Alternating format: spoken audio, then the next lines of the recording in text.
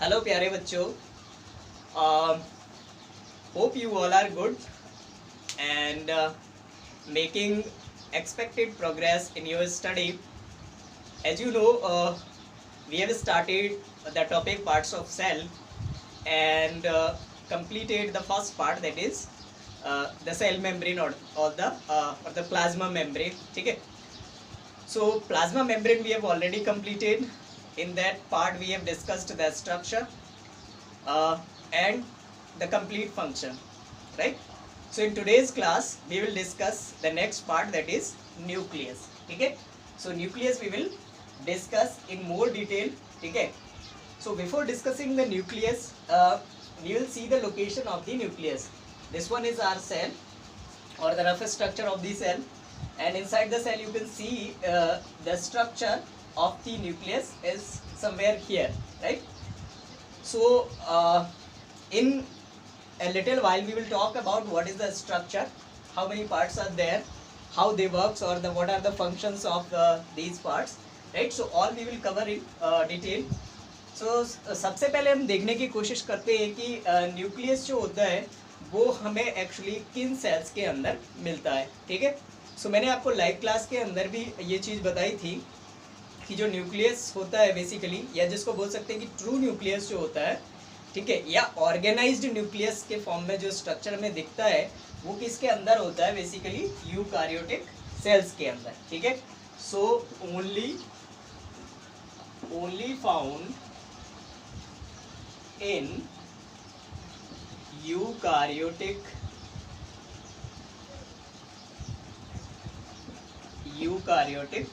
Sales. ठीक है, eukaryotic sales मतलब जो ज़्यादा इवॉल्व सेल है एक तरह से. ठीक है, कंपैरेटिवली जो है जो ज़्यादा न्यूअर है. ठीक है, इसके अगेंस्ट में कुछ प्रोकारियोटिक सेल्स होते हैं. वो सेल्स कैसे होते हैं, कुछ आप ऐसे समझिए कि बहुत ज़्यादा प्रिमिटिव होते हैं.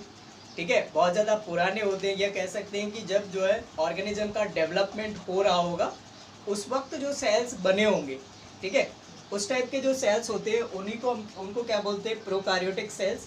और वो थोड़े से हम कह सकते हैं कि पुराने होते हैं, ज़्यादा डेवलप्ड नहीं होते हैं as compare to this eukaryotic cells. तो उनके अंदर क्या होता है, इस टाइप का आपको न्यूक्लियस स्ट्रक्चर नहीं दिखेगा, या फिर दिखेगा भी तो क्या होगा, वो किसी भी तरह से मतलब कहीं पर भी इस तरह से जो है ऐसे आपको डिस्ट्रीब्यूटेड रहेगा, आपको पता नहीं चलेगा कि बेसिकली ये न्यूक्लियस है या कुछ और मटीरियल है. ठीक है, सो हम कह सकते हैं कि प्रोकारियोटिक सेल्स के अंदर ट्रू न्यूक्लियस जो है आपको नहीं दिखता है. न्यूक्लियस या ट्रू न्यूक्लियस जो है सिर्फ कहाँ पर आपको दिखेगा, जो यूकारियोटिक सेल्स होंगे. ठीक है, तो हम कह सकते हैं कि ये वाला जो स्ट्रक्चर आपको दिख रहा है सेल का, ये किसका स्ट्रक्चर है, यूकारियोटिक सेल का. ठीक है, यूकारियोटिक सेल. ठीक है, सो पहली चीज़ हमने देख ली. अब इसमें हम देखने की कोशिश करेंगे आगे कि जो न्यूक्लियस होता है उसका स्ट्रक्चर बेसिकली क्या होता है. ठीक है, so first thing we will discuss the structure, and the second one we will discuss in detail about the functions of the nucleus. ठीक है, सो ये दो चीज़ें हम एक एक करके डिस्कस करते हैं.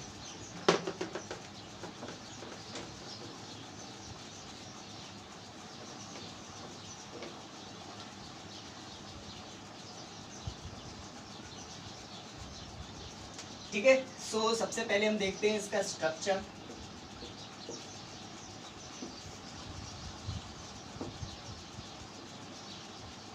ठीक है, स्ट्रक्चर क्या होता है. स्ट्रक्चर की अगर हम बात करते हैं तो ये बेसिकली दो इम्पॉर्टेंट पार्ट से मिलकर के बना होता है. फर्स्ट पार्ट जो होता है उसको हम क्या बोलते हैं, न्यूक्लियस मेम्ब्रेन. ठीक है, सो nucleus membrane. And second part जो होता है इसके अंदर का क्रोमेटिन मटेरियल.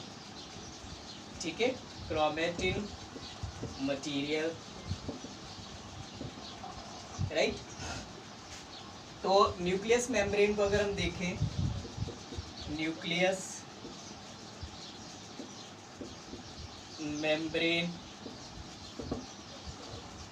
मेम्ब्रेन जो होती है बेसिकली ये एक तरह से हम कह सकते हैं कि डबल लेयर्ड मेम्ब्रेन होती है. मतलब इसमें जो है 2 लेयर्स होती है। ये वैसे तो आपको सिंगल ही दिख रही है, बट एक्चुअली जो है ये डबल लेयर्ड होती है। मतलब इसके बाहर आपको एक और लेयर देखने को मिलेगी, ठीक है। सो डबल लेयर्ड जो है ये मेम्ब्रेन होती है, नंबर एक चीज, ठीक है। सेकेंड जो होती है न्यूक्लियस मेम्ब्रेन, ये कैसी होती है, पोरस होती है। मतलब इसमें कुछ पोर्स होते हैं जिनके थ्रू जो मटेरियल होता है न्यूक्लियस के अंदर, वो जो है बाहर आ पाता है, और बाहर या साइटोप्लाज्म से जो मटेरियल होता है वो अंदर जा पाता है, ठीक है। So double layered and porous membrane, ठीक है। Double layered porous membrane,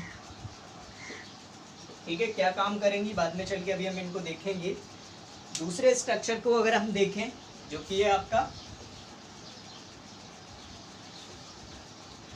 second one जो है वो क्या है, क्रोमेटिन मटेरियल। इसको मैं यही लिख दे रहा हूँ।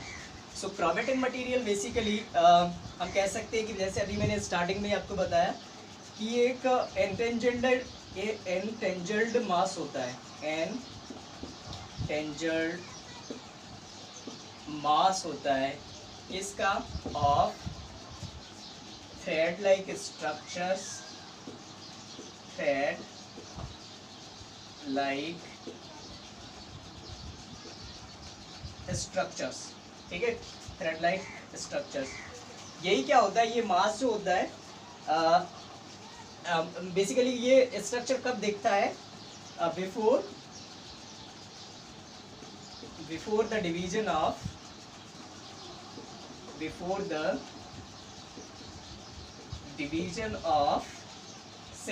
सेल जब जो है डिवाइड नहीं हो रही होगी, उस वक्त जो आपको जो स्ट्रक्चर देखने को मिलता है वो कुछ इस तरह का एंटेंजल्ड मास होता है, इसका थ्रेड लाइक स्ट्रक्चर्स का। ये कुछ थ्रेड लाइक स्ट्रक्चर्स आपको जो दिख रहे हैं वो आपको इस तरह से यहाँ पर दिखते हैं, ठीक है। यही आगे चल के जो क्रोमेटिन मटेरियल है ये किस में कन्वर्ट हो जाता है, क्रोमोसोम्स में। सो और इट कन्वर्टेड इनटू क्रोमोसोम, जो कि आपका कैसा होता है, रॉड लाइक स्ट्रक्चर क्रोमोसोम। इसको और को आप रहने दें, ठीक है। Rod like structure, rod like structure when it is about to divide, ठीक है। सो ये डिवाइड होने वाला होता है, उस वक्त क्या होता है कि एक तरह से ये रॉड के शेप में कन्वर्ट हो जाता है, तो उसको हम क्या बोलते हैं, क्रोमोसोम्स, ठीक है। सो बेसिकली जो क्रोमेटिन मटेरियल ही है बाद में चल के वो क्रोमोसोम में कन्वर्ट हो रहा है। So you don't have to confuse between the chromatin material and chromosome. Chromosome जो है वो क्रोमेटिन मटेरियल से ही मिलके बना है। ये कब जो है ऑर्गेनाइज्ड हुआ है, जब जो है सेल क्या हो रहा होता है, डिवाइड होने वाला होता है, ठीक है। सो ये तो हम कह सकते हैं कि इसका एक तरह से स्ट्रक्चर, ठीक है। अब हम देखते हैं कि इन दोनों पार्ट्स के और कम्प्लीटली जो है जो न्यूक्लियस होता है उसके फंक्शंस क्या होते हैं।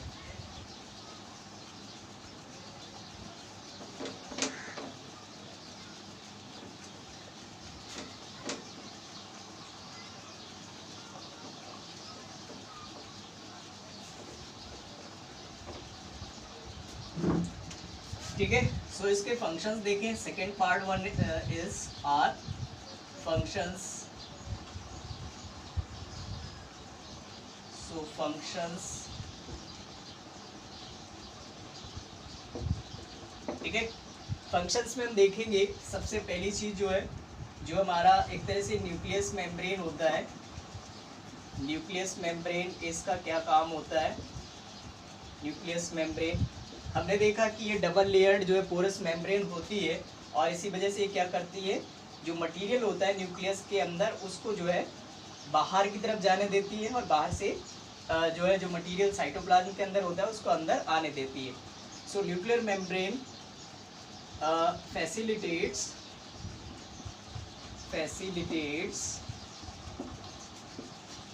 the movement of nucleus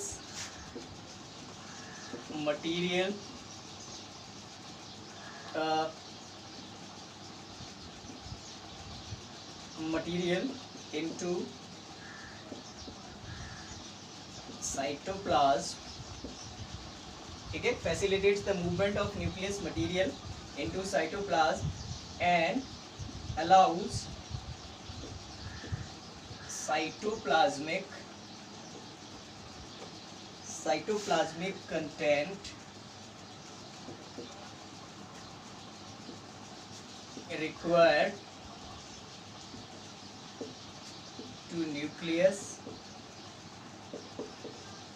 into it. ठीक है, so facilitates the movement of nucleus material, ठीक है, nucleus material into cytoplasm, ये आपका साइटोप्लाज्मिक मटेरियल है, ये बाहर, ठीक है, cytoplasm, and allows cytoplasmic content, ये जो साइटोप्लाज्मिक कंटेंट है इसको, ठीक है, कंटेंट रिक्वायर्ड टू न्यूक्लियस को जो रिक्वायर्ड होता है इनटू इट, अपने अंदर, ठीक है। सो ये दोनों चीज़ें जो है इसके अंदर, ये जो न्यूक्लियस मेम्ब्रेन होती है वो फैसिलिटेट करती है, ठीक है। ओके, न्यूक्लियस मेम्ब्रेन के अलावा नेक्स्ट वन इज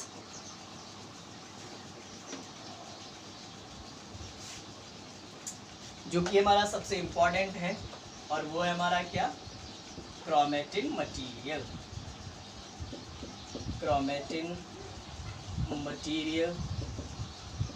ठीक है, सो क्रोमेटिन मटेरियल पहले भी हमने देखा कि ये बेसिकली क्या होता है, ये जो है स्टार्टिंग में क्या होता है, थ्रेड लाइक स्ट्रक्चर होता है, ठीक है, और इसके बाद में चल के जो है वो क्रोमोजोम में कन्वर्ट हो जाता है। सो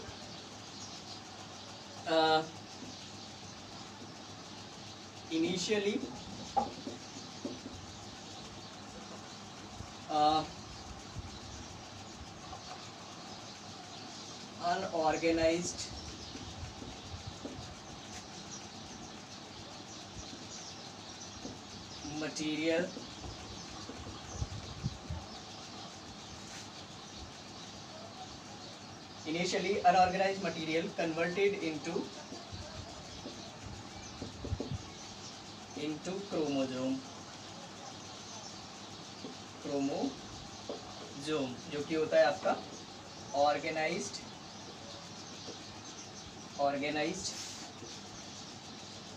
रॉड लाइक स्ट्रक्चर, ठीक है। सो अब इसमें हम देखते हैं कि ये क्रोमोजोम जो होता है, वो क्रोमोजोम जो है बेसिकली इसका क्या फंक्शन होता है, ठीक है। सो क्रोमोजोम को देख लेते हैं एक बार फटाफट से, ठीक है। क्रोमोजोम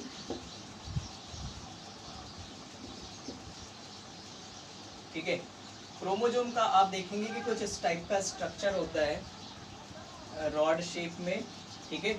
इस क्रोमोजोम के अंदर आपको क्या क्या चीज़ें देखने को मिलेंगी, इसके अंदर आपको देखने को मिलेगा डीएनए, ठीक है, और डीएनए में भी कुछ जो है फंक्शनल पार्ट्स होंगे इसमें, और कुछ जो है क्या होंगे, नॉन फंक्शनल पार्ट्स होंगे, ठीक है।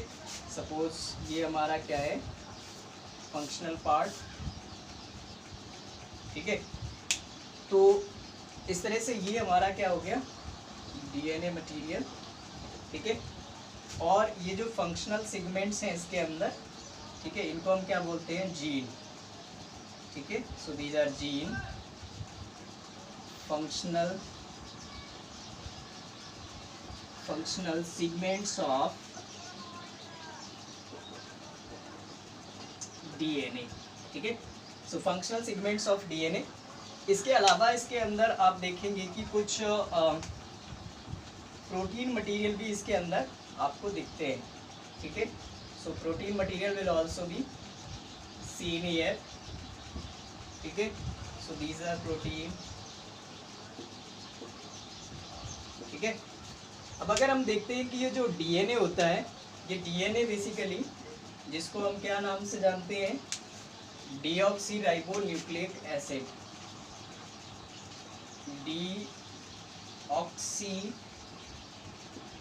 राइबो न्यूक्लिक एसिड, ठीक है। डीएनए जो है डीऑक्सी राइबो न्यूक्लिक एसिड, ये बेसिकली इसका क्या काम होता है इसको देख लेते हैं। सबसे पहला काम जो होता है डीएनए का, मतलब सबसे पहले आपको स्ट्रक्चर समझ आ गया कि ये क्रोमोसोम है जिसके अंदर जो है हम कह सकते हैं कि डीएनए मटेरियल में फंक्शनल और नॉन फंक्शनल सेगमेंट्स हैं, ठीक है। ये सारे नॉन फंक्शनल सेगमेंट्स हैं, these one are the functional segments which we terming them as genes, ठीक है। सो जीन्स इसके अंदर है और ये जीन्स बेसिकली क्या कर रहे हैं, ये जीन्स जो है, जीन की अगर हम बात करते हैं तो जीन के अंदर जो है एक तरह का हम कह सकते हैं कि जेनेटिक इंफॉर्मेशन है, contains genetic information to be transferred in offsprings, ठीक है, from parents,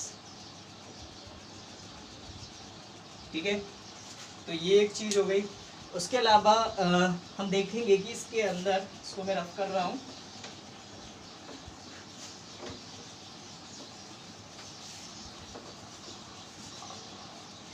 ठीक है। सो अगर ओवरऑल हम डिस्कस करना चाहें तो सबसे पहले तो इसके अंदर क्या होती है, genetic information number 1 to be inherited, ठीक है, नंबर 1। दूसरा ये क्या होता है, इसके अंदर हम कह सकते हैं कि ये डायरेक्ट करता है, ये क्या करता है, डायरेक्ट करता है, ठीक है। किसको, directs the chemical activities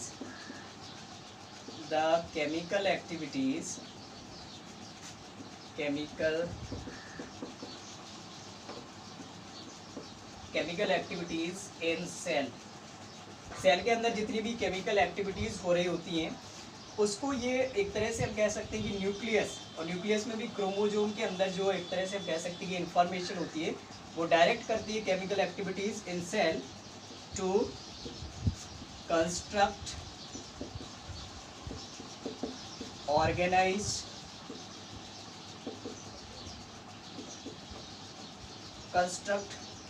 and organise the cell structure. दूसरा, also determines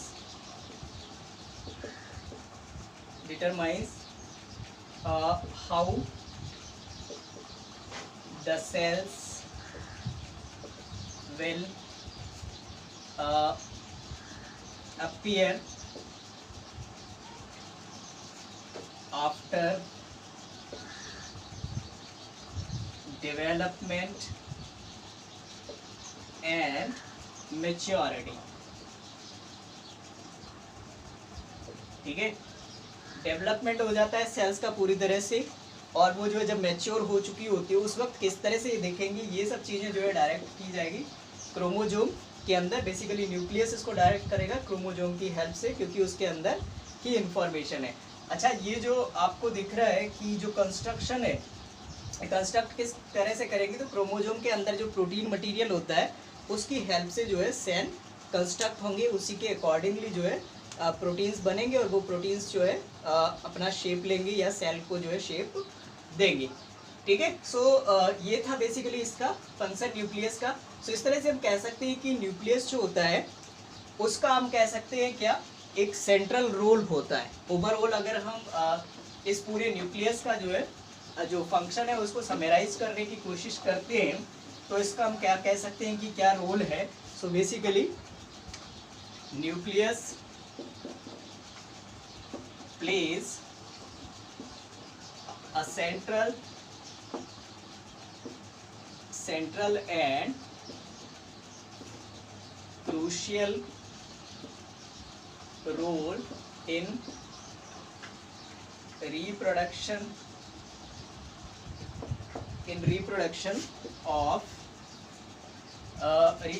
of cells and inheritance of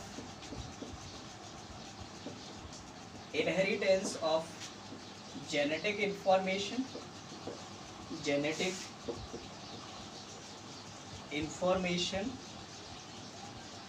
information from parents to the offspring.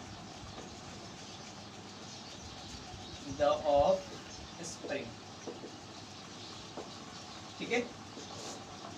सो ये था न्यूक्लियस का ओवरऑल फंक्शन। सो इसको एक या दो बार आप इस वीडियो को देखें, ठीक है, आपको सारी चीज़ें बहुत अच्छे से क्लियर हो जाएंगी, ठीक है। और इसको नोट डाउन करें और जब भी जो है आपसे मांगी जाती है कॉपी, उसको जो है पोस्ट करें। So hope you enjoyed this video and thank you very much, bye bye.